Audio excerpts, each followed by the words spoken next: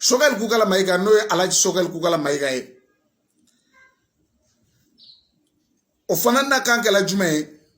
o ko maaminu ye faso wari suye kalo no olumne ko kiri ko ben ko do malien do ni nyonche malien do ka do dakele fe ka bo dakele fe ko faso mako bo de la ko faso mako be jume na dugunu ko sigi ka fo malien de be daka do faso jokuma na ko faso mako bo la wakale ni sinzu o fana tabolo kan ka Choguel Koukala Maïga fo ka faye ku tare ku udanga na faso jokene kan nga on mes mi soro ka mun fo on mako banga faso ka horonya la on mako banga damela on mako banga higira wolo yala on mako banga klene yala malik me wole tom na ko ba mali ba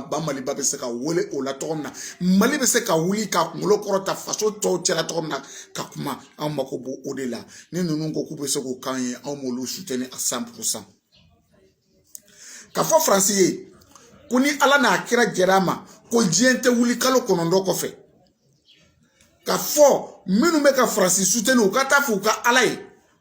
comme luka ala kala Francis lu mada Allah subhanahu wa ta'ala yerela ka fo ni faso in basigila ko tika tulu malien dim bebe se ka boka ta Europe be Mali be se ka voyager Mali région bela Mali dugu bela jele no kera faso in kono domina o don kalo mi medaw ka on meta election na no kera chini kalo kora on meta election na wando bena santama on me santange ka soro ma election ke sawa on mako banga faso de la tesa ka fo CEDEAO ko na on faso ni kalankera fambe sécurité ka ke fambe dunga faka sabati fambe malien de on ka se ka takata bo nyonye be ka se ka te ka raison here la badela ka segi ko odo on meta election ko no te kante an sebe korote nonu nana ni baraminye Malien, wallahi, no oba faso fe fio, wallah o manga songa Francis ka pression la me, aita de 9 mois de l'homme faut la respecter, anta respecter. Moune be jile jeune ma minda Francika. O bora ka mo fonku ku ka droit do. Wani fana on a plein droit de ka bo ka en faso a jopa ko lu défend wasa faso me se ka jotenga hora ya dame ka tomna. On a bien public ou faire là. Olu wari olu kanga nyini ozomba kulo fe ko lu do kasola anga wolo masiri tabaw olu ka waru dunea olu kanga mne katak kasola le 10 le 11 le 12 minu ye fakali ke olu kanga tak kasola ko chama ba onye wa election on ma préparer kanye election beke election basigele ko tikatulu abeke election jele ko nena kene na e fimami ala mata ka boala malien dem bebe bokata voter isagola kase kato so isagola kalati wakashi foiti soro kata kalafli kamgo janye mgo wasa obeseka na fanga na tumuna kana fanga sumaneta kamali avancer amako bodela amako foite français ka persona amako foite manifin shika persona angata election je amako foite ola amako be façon sumanere la folo façon kasuma malien du nga se ka kangelen fo minu me maraka kan fo nyongo luka se ka maraka kan fo ka benkola minu me flakan fo nyongo luka se ka flakan fo nyongo ka benkola minu me kado kan fo nyongo luka se ka kado kan fo ka benkola minu me koroboro kan fo nyongo luka se ka koroboro kan fo nyongo ka benkola minu me soroka kan fo nyongo luka se ka soroka kan fo nyongo ka benkola wa minu yere be bamananga fo nyongo no luba me no e mali la nationale bebe se ko fo to na ka do dakele fe ka bo dakele fe am mako bo de lapi kabne ala e mali dam kololo mi mali kono ni wati ala doro ne bado faga jugu temene wati anye aye almamu faga lo wati u tatolo misiri la Allah subhanahu wa ta'ala jati ka seliyor la u faga la wabi faso mako to osila tuguni faso mako be jumena ikase ka boy ikaso kati sago na yor la ka soro foi mi soro eni bolo fen bela jele kase ka sécuriser wa oma don anwa armée malienne ka ta police la ka ta blafa adan olu sebese ko lu bese ko ke sabo lu ye faso donde o keru faso fe wa lu be faso in défend tien ka horonya ka ni marabaka jugu sentala ka fo français tontigela tese ka tontigela tontige tuguni malien do nyayele la tesa quand on teta élection na bi on teta élection na sini nan faso basigi la bi chini on ma élection ke nan faso ba masigi on meta fo 2019 ko fo be o ka jabbe fo 2029 tete se ko wuli sabo on e malien on wa malien do ni mana be min ka o de beke karsa bese karsa tese o te be ko jugu do ke kateme wa bere ko nyuma do ke kateme chemi manfla an kuna no alaji Choguel Koukala Maïga, ka to industrie kuna malien ka hasidiya dabla ka nyangoya dabla alaji Choguel Koukala Maïga min ke industrie la wallahi ala ya chere commerçant ya chere industrie minu molu baraka wo chere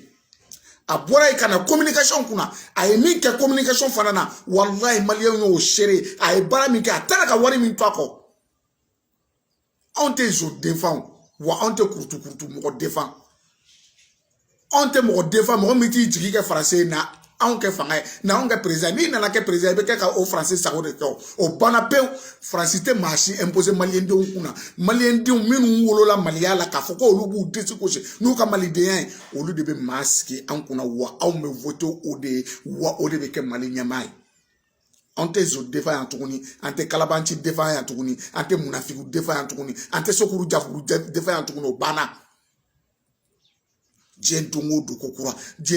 kokura dokara jajiri fasala sa subaga ble nunu ay farmali la tesa wasa faso mi se ka here so to na bi ambalema do olube sunungu sanfe kanyama otoma ka dum kele sababu auto solution yini oluka bena an balma do be olute ka jinuma soro kami auto solution ko la aw me balma do be siro nyina ma to lubulu auto solution ko la an balma do be olu ye faso black kele sababu auto solution ko olu se to ko la de ko fo kata election on teta ni election kele na de ni faso basigi la wati mina on me soro kata o election ka fo Hashim ni Choguel Koukala Maïga unu ka gouvernement bela jele sira fla bolo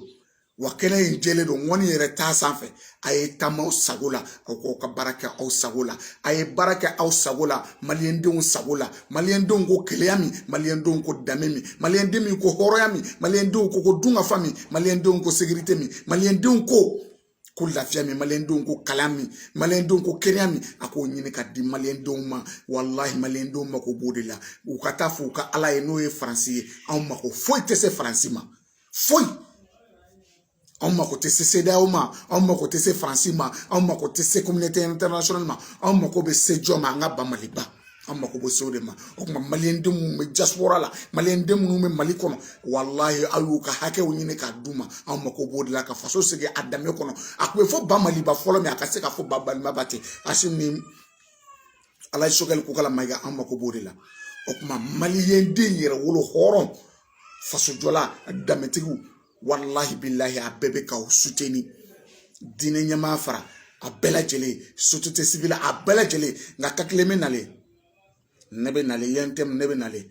parce que aw ka bolo ba bolo an fanta munu me boka nyini bi ka dumbi nawte kan daire me soro on yakila ko bandado ngani ko bandante am nyon soro semaine prochaine inchallah ne ala sonama comme ayo 10 jours di on met 3 jours de awma ne ala sonama o kuma malien on mako bo o faso jolaw de la anga bokal nunu soutenir nunu ye dametugu de horon de do asin ko itako kale fanga indi demseni bela jelema o koro ibe sigi dami na ni be se ka minke okay ka boka malien de bela jele fo ka malien de bela jele wala mando ne ba tante jara manyine ko ki fo damte fo limna ki ka demba bela jele fo no koro ke OMT ki fo damte fo limna jabber ki fo damte fo limna des fois Mohamed Fofana qui faut dans des folimina